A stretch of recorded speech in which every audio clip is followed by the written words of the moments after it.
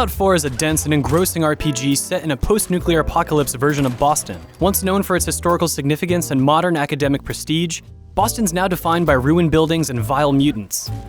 Death and desperation surround you, yet you can't look away. It's hard to resist the allure of unraveling mysteries and discovering forgotten sanctuaries as you dig deeper into myriad enclaves that call the wasteland home. Go where you wish, deal with people and problems however you want, but be sure to watch your back. It's not unusual to find yourself hunted by oafish mutants while you struggle with wounded limbs, radiation poisoning, or an unfortunate lack of ammo. You could take shelter in a dilapidated train station, but it's not worth the risk. Scavengers may be lying in wait. Instead, you inject yourself with drugs, lots of them, to get back on your feet, with your heightened perception and strength giving you the edge you need to cut down your pursuers with your final, precious bullets. Fucking kill! The heavy doses of stimulants will leave you addled, but at least you can survive to fight and search for traces of your family another day.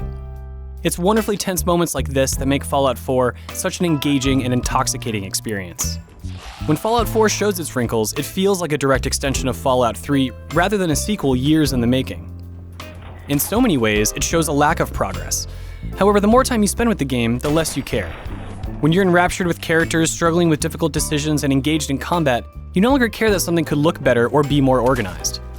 You may examine the game closely and recognize flaws, but when you put the controller down, you think about the friend you betrayed, the shifting tide of an incredible battle, or the moment you opened a drawer and found someone's discarded effects, making you wonder how they felt before the bombs fell.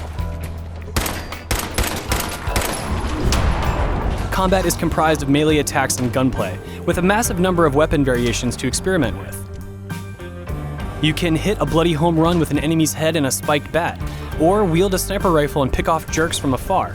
Both methods work, opening up a vast range of combat scenarios to explore in the middle.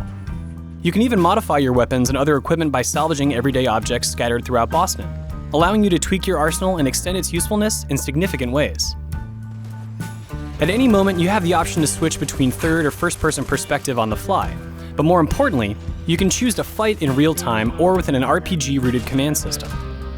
You grow very familiar with VATS, the system you can use to plot every pull of the trigger. It's an extension of the same mechanic from Fallout 3 and Fallout New Vegas, but activating VATS in those games pause the action completely. Now, it merely slows down time, and you're vulnerable when picking your target as a result. The advantage to using VATS versus fighting in real time is that it gives you the ability to aim for specific body parts and consider how likely you are to hit your mark, and how much damage you will inflict if you do. The mix of utility and strategy that it presents is encouraging, and it's a far more enjoyable and effective tool than real-time shooting, which is functional, but lacking the finesse found in dedicated shooting games.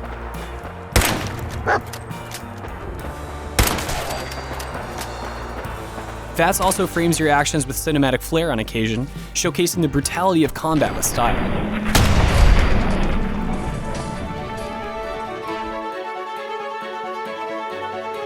While Boston seems beyond salvation, you can influence the lives of some locals by constructing sanctuaries for them to live in. Scrap junk that you find throughout the city, and you can erect shelters, establish small vegetable gardens, and fortify defense systems.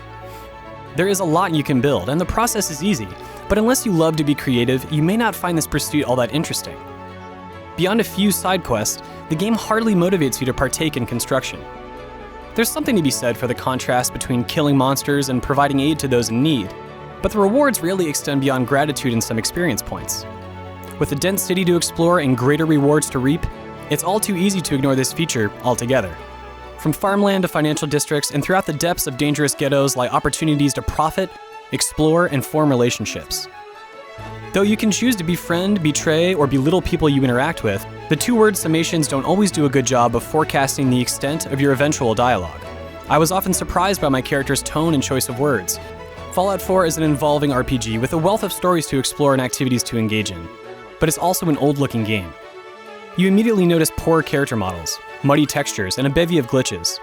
Poor organization and accessibility makes managing your inventory and navigating the world map feel arduous. The companions that you can bring into battle are more trouble than they're worth. They often lose their way and are difficult to control when you need them to perform a certain task.